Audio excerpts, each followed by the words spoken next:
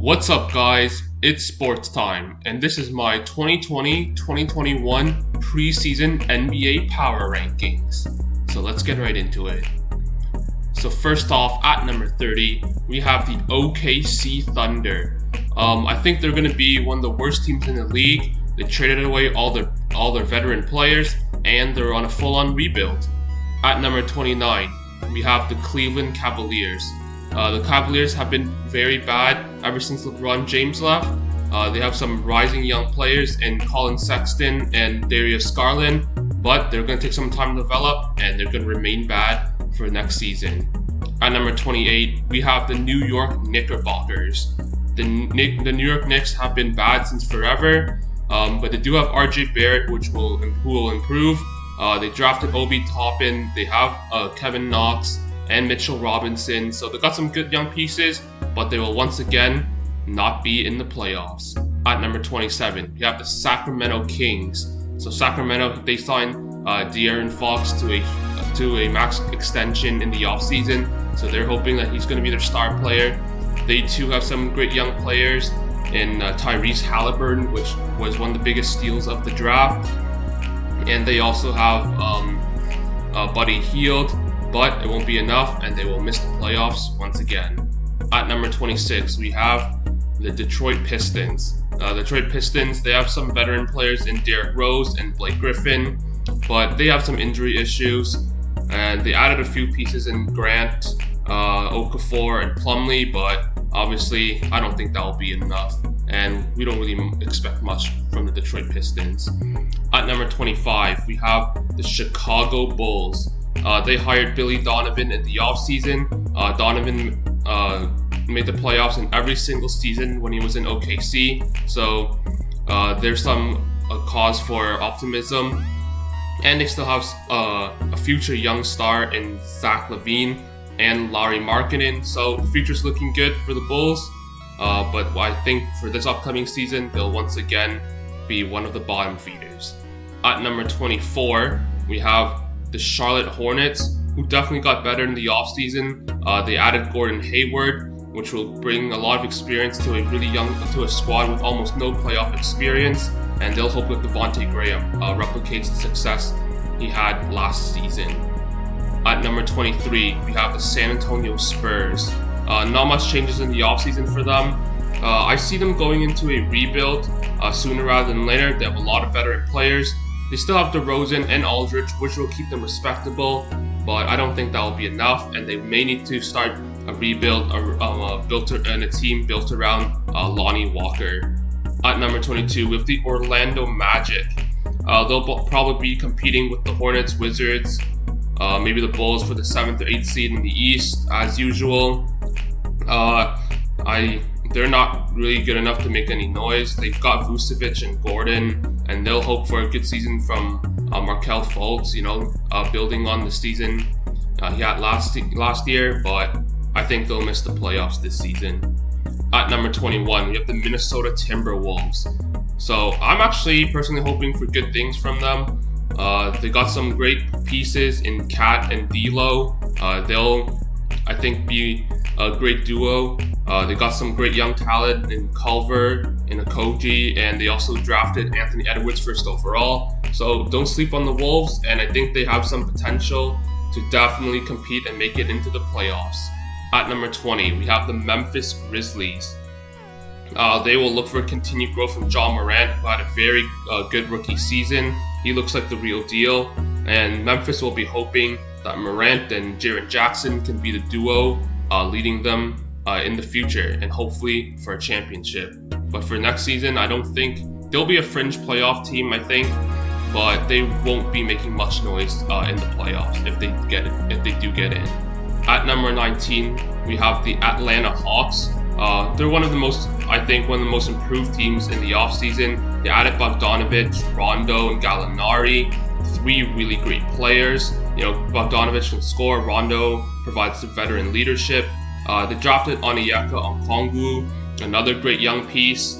And I think Atlanta will definitely make some noise and be competitive this season, especially with guys like Trae Young and John Collins and players like that. At number 18, I have the Washington Wizards. Getting Westbrook will definitely motivate the team to play better and play harder. Bradley Beal was predominantly carrying the team last season on his shoulders, with very little around him. But they'll definitely be better this season, boasting one of the better backcourts in the Eastern Conference. At number 17, we have the Indiana Pacers. I don't really agree with the firing of Nate McMillan because he kind of coached an injured Indiana Pacers team to the playoffs last year. But with Oladipo healthy this year, I think they can definitely make some noise, and they do have the potential to advance past the first round of the playoffs. At number 16, I have the New Orleans Pelicans. I expect Ingram to fully blossom into a certified star this season. He'll establish himself as one of the great young players on the New Orleans Pelicans. Zion being healthy for a full season will obviously definitely help. They added Bledsoe and Steven Adams, which will provide some veteran leadership. Losing Holiday hurts, but I believe it will be offset by the growth of Ingram and having a full season of Zion. At number 15, I have the Houston Rockets. Lots of questions surrounding Houston Rockets right now, like what style of basketball will they be playing, what kind of system will they employ, where's James Harden going. Nonetheless, though, they should still make the playoffs this year, provided Harden stays with the team for the full year. They got John Wall now, so I think a lot of questions surrounding Houston Rockets, but they still have the two great talents, and I think that'll be enough to get them into the playoffs. At number 14, I have the Phoenix Suns. I love the addition of getting Chris Paul. He'll be a great mentor and to Devin Booker. This will also give the Phoenix Suns one of the better backcourts in the NBA. Devin Booker will definitely continue to be a star this season. DeAndre Ayton will continue to grow. They still have Mikal Bridges. They picked up Jay Crowder, which is really nice. So the Phoenix Suns, they're definitely turning it around, and I think they can make the playoffs this season. At number 13, I have the Golden State Warriors. The Warriors, they have their championship aspirations shot when Klay Thompson went down with an injury this offseason. But nonetheless, they still have great pieces in Golden State to make a great playoff run in Steph Curry, Draymond Green with defense. They drafted James Wiseman. They got Andrew Wiggins, who we know can score from his time in Minnesota. So the Golden State Warriors, they still have a great team there, and I do expect them to make the playoffs despite the injury to Klay Thompson. At number 12, I have the Portland Trail Blazers. The Blazers got better. They signed Enes Kanter and Derrick Jones. They acquired Robert Covington, re-signed Carmelo Anthony, which is great for him. Carmelo looked like he was going to be out of the league, but a great comeback for Carmelo Anthony, and I'm really happy that he's able to cement a spot on an NBA roster. They're still going to be boasting one of the better backcourts in the NBA with Lillard and McCollum, and for that reason, I think Portland will be once again make the playoffs and have the potential to make some noise. At number 11, I have the Philadelphia 76ers. They've got two great young stars, obviously, in Joel Embiid and Ben Simmons. It looks like they had issues playing with each other last season, but I believe bringing in Doc Rivers will definitely help offset those issues. They had road struggles last season. They were great at home. I expect all that to be resolved with the acquisition of a great elite coach like Doc Rivers. And they also acquired a lot of shooting in the offseason with Seth Curry. So I think the Philadelphia Sixers will definitely improve, and we may see them make some noise in the playoffs next season. At number 10, I have the Toronto Raptors. Toronto Raptors, they lost two big pieces in Gasol and Ibaka, but they did re-sign Fred VanVleet and they acquired Aaron Baines. I think they'll still remain an elite team this season, mainly due to Nick Nurse and his coaching. The Toronto Raptors are definitely a team that relies on their championship experience to remain competitive. I expect that to continue this season, and I expect the Toronto Raptors to remain a top 10 team in the NBA. At number 9, I have the Utah Jazz. Heartbreaking loss for the Jazz last season in the 7-game loss to the Nuggets. It was very close all the way up into the end. They still have Donovan Mitchell, who looks like the next Dwayne Wade. Rudy Gobert will once again be one of the premier defensive players in the league. So I expect Utah to remain very good this season. At number 8, I have Dallas Mavericks. The Mavericks look like they have a championship in their near future with the rising star of Luka Doncic. And if Kristaps Porzingis can really solidify himself as that number 2 to Doncic, I think the Dallas Mavericks have a very good shot at winning the title this year. At number 7, I have the Boston Celtics. The Celtics, despite the loss of Gordon Hayward, they still have one of the better starting fives in the league. Tatum will continue to establish himself as a true superstar in this league. He had some great performances in the playoffs last year. And the Celtics are still surrounded with some very great pieces in guys like Marcus Smart, Kemba Walker, Jaylen Brown. They even added Tristan Thompson and Jeff Teague. So I expect the Boston Celtics to remain competitive. And I'm hoping that the Boston Celtics will be able to get to the championships this year, because they've been knocking on the door the past few years. At number 6, I have the Denver Nuggets. The Denver Nuggets, they're coming off a huge upset win against the Clips. I think a big key for the Denver Nuggets this season will be Jamal Murray. If he continues his elite play from the postseason last year, I think the Nuggets will be a huge threat for the title. They still have Nikola Jokic, who is one of the best big men in the league with exceptional passing ability. I expect some big growth from Michael Porter Jr.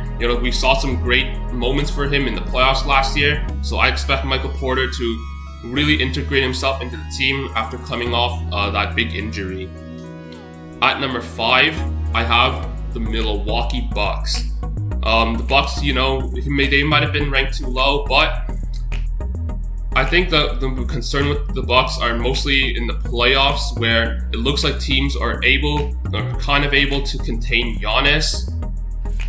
But the Bucks did improve mightily this offseason primarily with the acquisition of Drew Holiday, which will give them a two-way combo guard, which will be very useful. They also added in a lot of depth with DJ Augustine, Torrey Craig, Bryn Forbes, Bobby Portis.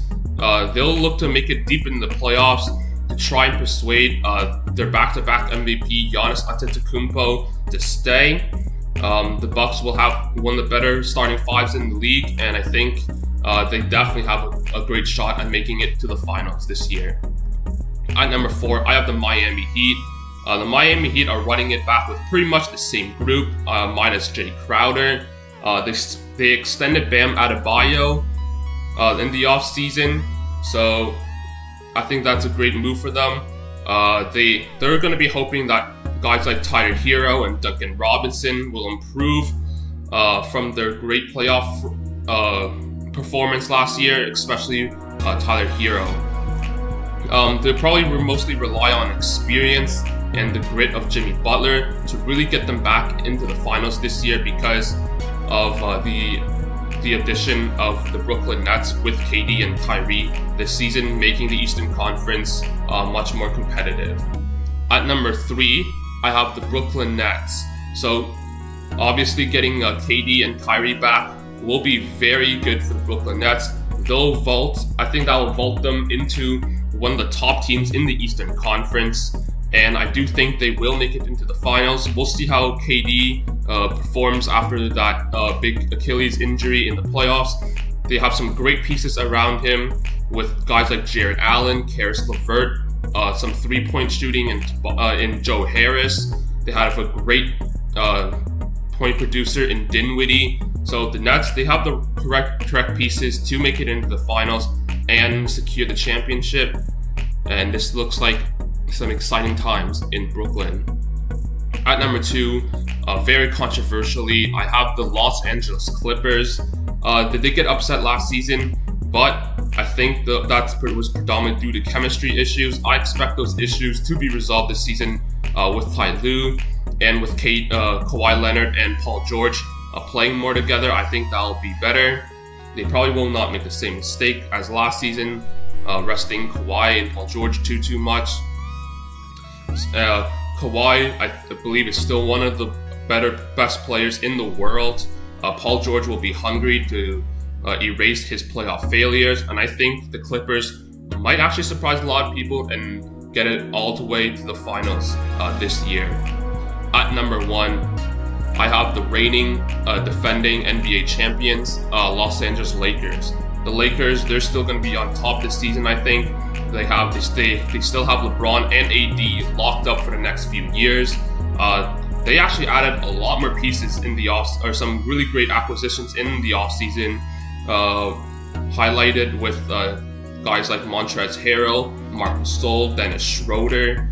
The Lakers, they definitely look like they're primed to return to the finals and possibly secure their second straight NBA championship.